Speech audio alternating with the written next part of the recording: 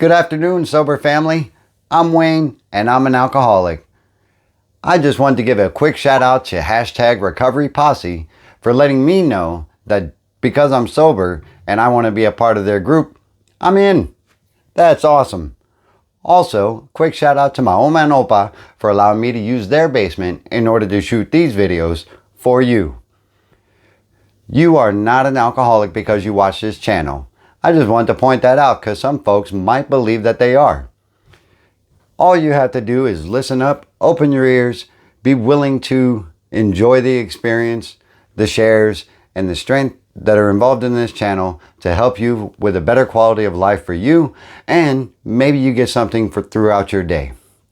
Today's daily reflection for 21 December 2020. Listen, share, and pray. Let's go. All right, folks, here we go. Hope the camera don't shut off. When working with a man and his family, you should take care not to participate in their quarrels. You may spoil your chance of being helpful if you do. Alcoholics Anonymous, page 100. When trying to help a fellow alcoholic, I've given into an impulse to give advice. And perhaps that's inevitable, but allowing others the right to be wrong reaps its own benefits. The best I can do, and it sounds easier than it is to put into practice, is to listen, share personal experience, and pray for others. That's all there is to that. Now let's get into what we think about it. What do you think about it? Drop your comments below. All right, so recently, this morning as a matter of fact, I put a post up that was talking about a young girl. She's having some issues with her own alcoholism, and it's fed by a lot of the events that are going on in her life and the people around her. I thought about giving advice to her, and quickly I reeled that back in because I don't think it'll be helpful. What I wrote in the post is that I had to allow her the opportunity to make her own decision based off of just sharing my experience with her. That was taken a little out of context by somebody on Facebook, and I'm not mad at it. They used the term of, who am I to allow someone to allow? You know what? I wasn't trying to be omnipotent or omniscient or any of those gigantic words that means I know it all. I was simply just saying that I have to step back and let her make her own choices based off of what I give to her as far as my experience, strength, and hope. And maybe she'll make a decision that is better for her versus continuing down the path she's on, because it's only going to lead her back to maybe another hospital visit. I was just concerned, that's all. So that's for that. Also, when I was drinking, I caused a lot of family issues, and I caused a lot of uneven ground in relationships. And I also caused, some things to go on with neighbors and stuff like that based out of me asking for money and everything.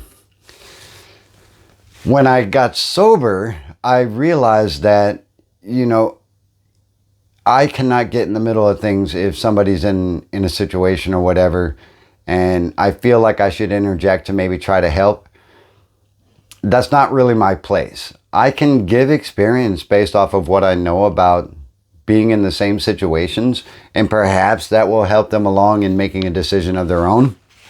And really, that's all I can do. And I can pray that the decision they make is good for them. That's what I get from today's daily reflection. When we're working with a man and his family, you should take care not to participate in their quarrels. There was a few times that somebody came to me and they said, man, my wife thinks I'm cheating on her. And, just because I was out late last night, you think maybe you could give her a call and say that I was with you? I'm definitely a little skeptical about getting in the middle of that. However, if that person came to me and they were really on bended knee and, they were begging me to call their wife and say that, they were with me and everything else, I might feel like I should do that, because just to get them a little more at ease and a little more even with the way they're feeling, but it's not my place. It's not my place to get in the middle of their arguments, their disputes, their financials, and all that other stuff.